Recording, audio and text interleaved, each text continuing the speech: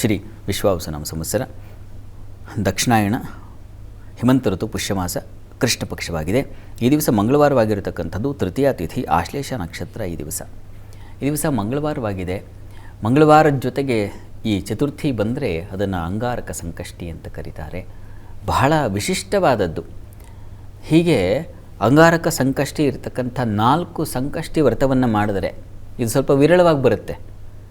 ಹಾಗೆ ಮಂಗಳವಾರ ಸಹಿತವಾದ ಚತುರ್ಥಿ ಬರೋದು ವಿರಳ. ಹೀಗೆ ಬಂದಾಗ 4 ಇಂತಹ ವ್ರತಗಳನ್ನು ಒಂದು ಸಂಕಲ್ಪ ಇಟ್ಟು ಮಾಡಿದ್ರೆ ಆ 4 ವ್ರತ ಮುಗಿಸೋಷ್ಟರಲ್ಲಿ ಅದು ಸಿದ್ಧಿಯಾಗುತ್ತೆ ಅಂತಕ್ಕಂಥ ಒಂದು ವಿಶ್ವಾಸವನ್ನು, ನಂಬಿಕೆಯನ್ನು ಕೊಡ್ತಾರೆ ನಮ್ಮ ಪುರಾಣಗಳು ಕೊಡ್ತವೆ. ನಾವು ಸ್ಕಂದ ಪುರಾಣದಲ್ಲಿ ಕಾಣ್ತೀವಿ ಇದನ್ನು. ಯಾರು ಮಂಗಲಯುಕ್ತವಾದ ಚತುರ್ಥಿ ದಿವಸ ಆ ಅಂಗಾರೇಶ್ವರನನ್ನು ದರ್ಶನ ಮಾಡ್ತಾರೋ ಅವರಿಗೆ ಮುಚ್ಚತೆ ಸರ್ವಪಾತಕೈಹಿ ಅಂತ ಹೇಳಿದೆ. ಎಲ್ಲ ಪಾತಕಗಳು ಕೂಡ ಹೋಗಿ ಸಂಕಲ್ಪ ಸಿದ್ಧಿಯಾಗುತ್ತೆ ಅನ್ನೋದನ್ನು ಸೂಚಿಸಿದೆ. ಹಾಗಾಗಿ ಈ ಅಂಗಾರಕ ಸಂಕಷ್ಟಿ ಅಂತಕ್ಕಂಥದ್ದು ಬಹಳ ಪ್ರಸಿದ್ಧಿ. ಅಲ್ಲಿ ಅಂಧಕಾರಸೂರ ಅಂತಕ್ಕಂಥವನು ಮಹಾರಾಕ್ಷಸ. ಅವನ ವಧೆಗಾಗಿ ಈಶ್ವರ ಪಣತೊಟ್ಟು ನಿಂತಿದ್ದಾನೆ. ಅವ ಈಶ್ವರನ ತ್ರಿಶೂಲ ಅಂಧಕಾಸುರನ ಸಂಹಾರಕ್ಕಾಗಿ ಅಂತ ಈಶ್ವರ ಹೀಗೆ ಬೀಸಿದ್ದಾನೆ ಅದನ್ನು, ತ್ರಿಶೂಲವನ್ನು. ಅದು ಹೊರಟಿದೆ.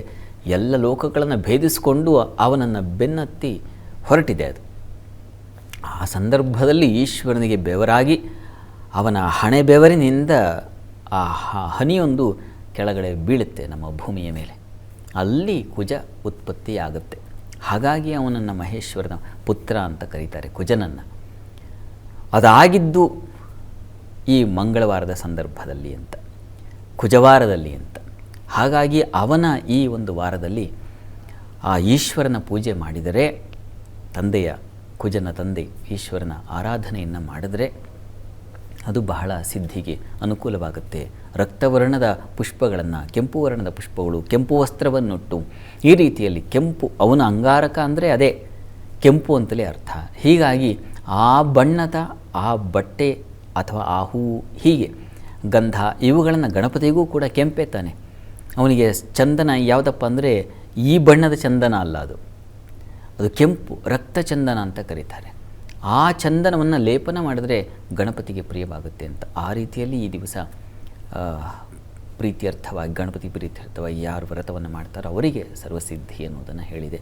ಹೀಗಾಗಿ ಈ ಸಂಕಷ್ಟಹರ ಚೌತಿ ದಿವಸ ತಪ್ಪದೆ ಆ ಗಣಪತಿ ಪ್ರಾರ್ಥನೆಯನ್ನು ಮಾಡಿಕೊಳ್ಳಿ. ಶುಭವಾಗಲಿ.